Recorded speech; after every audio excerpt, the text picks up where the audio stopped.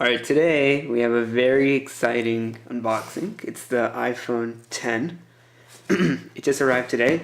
I'm going to unbox it, go through some of the main features of it, and then see what it has to offer and how it's different from some of the older iPhones and some of, like the one I have right now, which is the 7 Plus. So, let's open it up. There. Like a slit, the box open.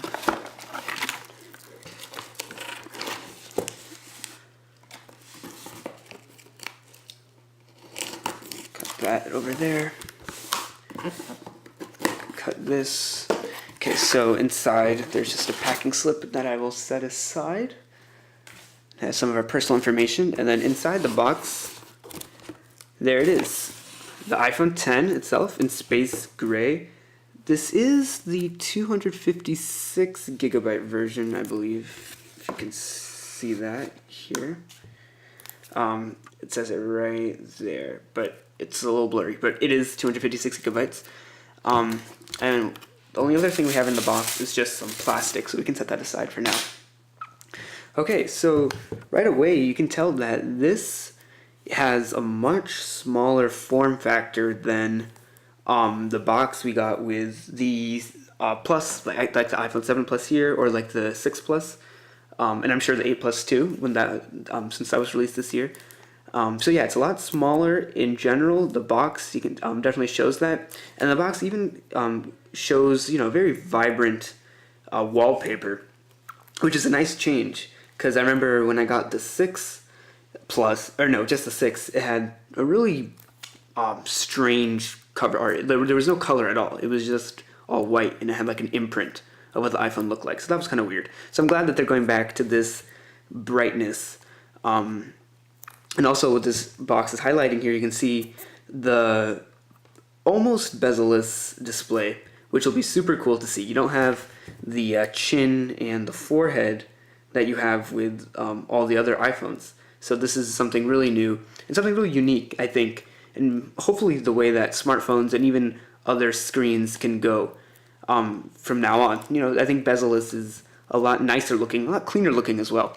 So let's just start by pulling off this plastic here. Pull that off. Ooh, it's a nice sound to it. The box just slides right out.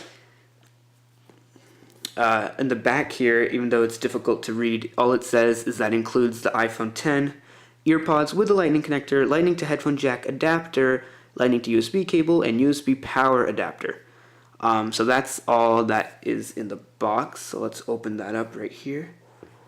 Ooh, opens really easily. Set that aside. Okay, so in the front we have designed by Apple in California. We can pull that off.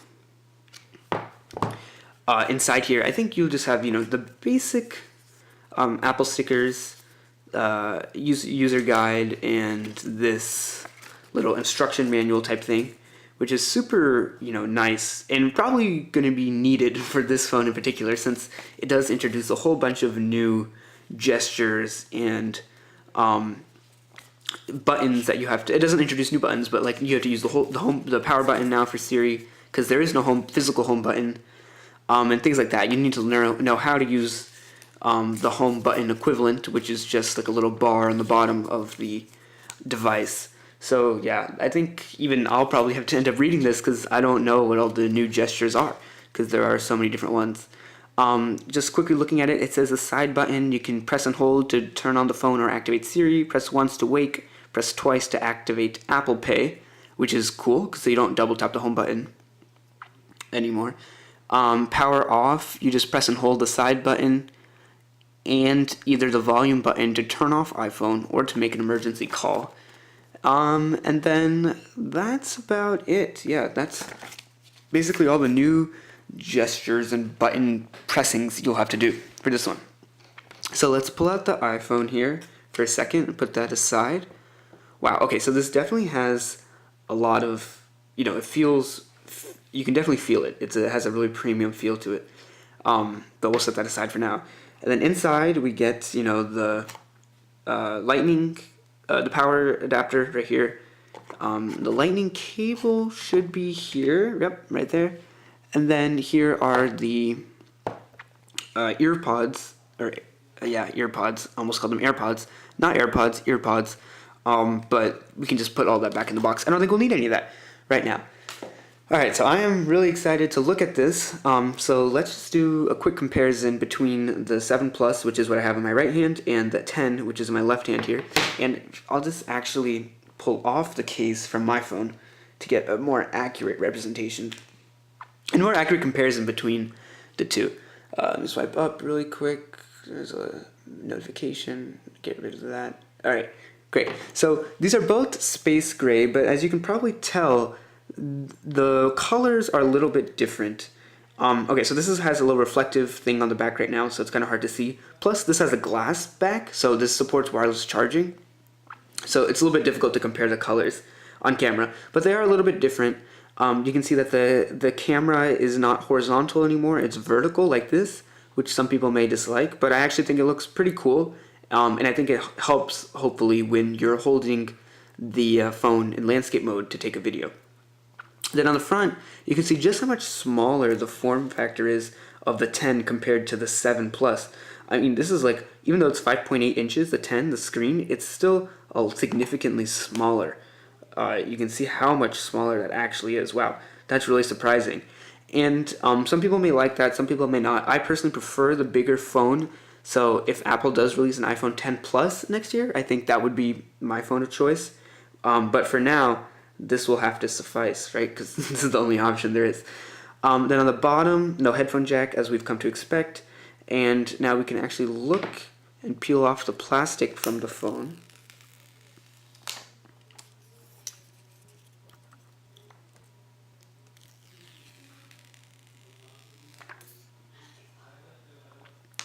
Great. So there is no home button. You can see right here, there's nothing there, which is really strange to have. Here's the back, very reflective back, as you can tell. And one other thing you can notice back here is that they got rid of all the writing. So on this phone, you have all this writing on the bottom where it says, developed by Apple in California, assembled in China, blah, blah, blah. This one, they got rid of all of that. So it really makes the phone look a lot cleaner.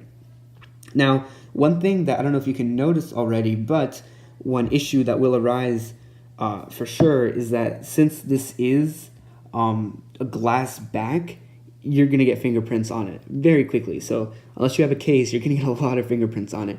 But the glass back does look really nice, I have to say. I think it looks really good, and I'm super happy that we finally get wireless charging on the iPhone.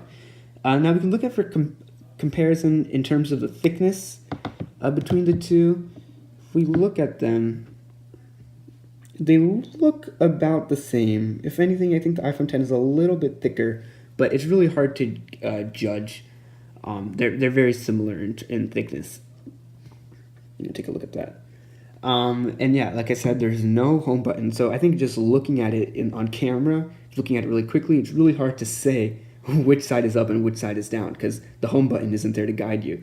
Now, if you look at the top, there is the notch. It's hard to see right now, but as I turn on the phone, it'll be a lot easier to see. So let's turn it on. The power button is on the side here, just like normal. You can even see right away I'm getting a lot of fingerprints on the sides. Yeah, this is definitely going to attract a whole bunch of fingerprints and smudges. So in the hand, this definitely feels more like something like the iPhone 6 or the iPhone 7 or the iPhone 8. So I'm not used to this at all. I'm really used to this bigger form factor that we got in the Plus models. But yeah, this is what we have now.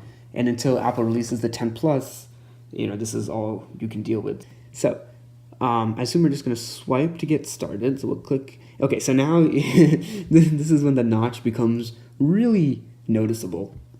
Now, for some people, the notch is not something that they really want to see. To me, it's not that big of a deal. I mean, I feel like I could get used to that pretty quickly, but I could also understand why people would be so adamant that Apple remove it in the next generation, which I'm not sure they'll do, because, I think whether people like it or not, it kind of, makes the iPhone distinct from other phones that have smaller bezels. So hopefully they will in the future. I think it'd be a good idea if they did eventually, but I don't think they will anytime soon. The screen is OLED, so you can tell that, or I don't know if you can tell, but in person you can tell that, it has Super Retina display, so it looks a lot crisper. And the blacks are a lot blacker because it has OLED as well. The first iPhone with OLED, so that's a really nice surprise.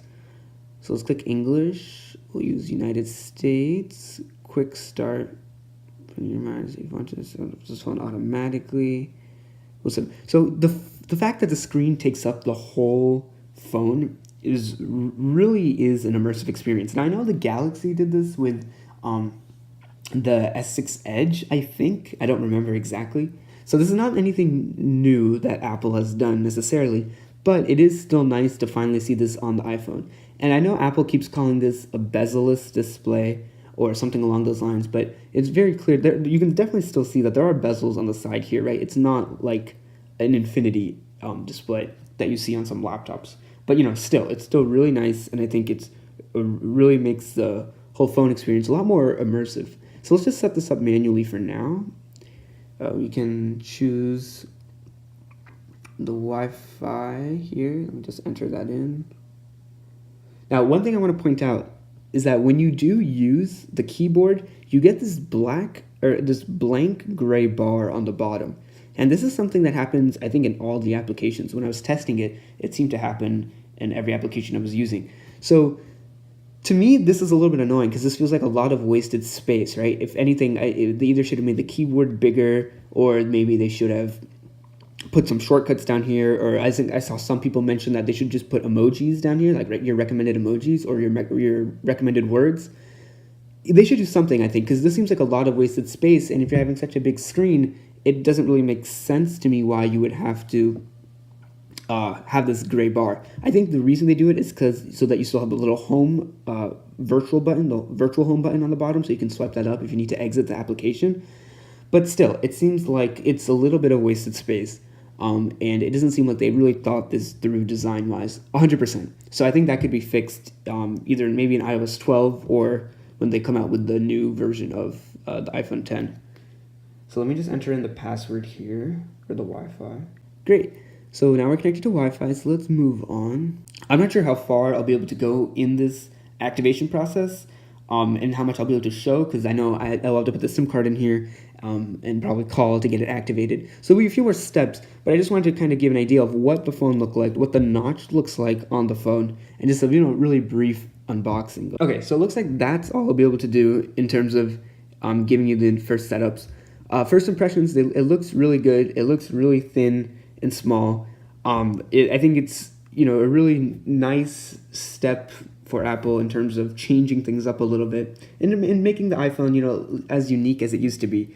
So I hope this ends up being a good phone. I know there are a few problems that I've seen with it online. I won't get into that now, but in general, I think that this was a step in the right direction for Apple, and I think it'll be really exciting to see when all their flagships start looking like the 10. So that's about it. I hope you enjoyed this video, and hopefully you will get more iPhone 10 coverage in the future.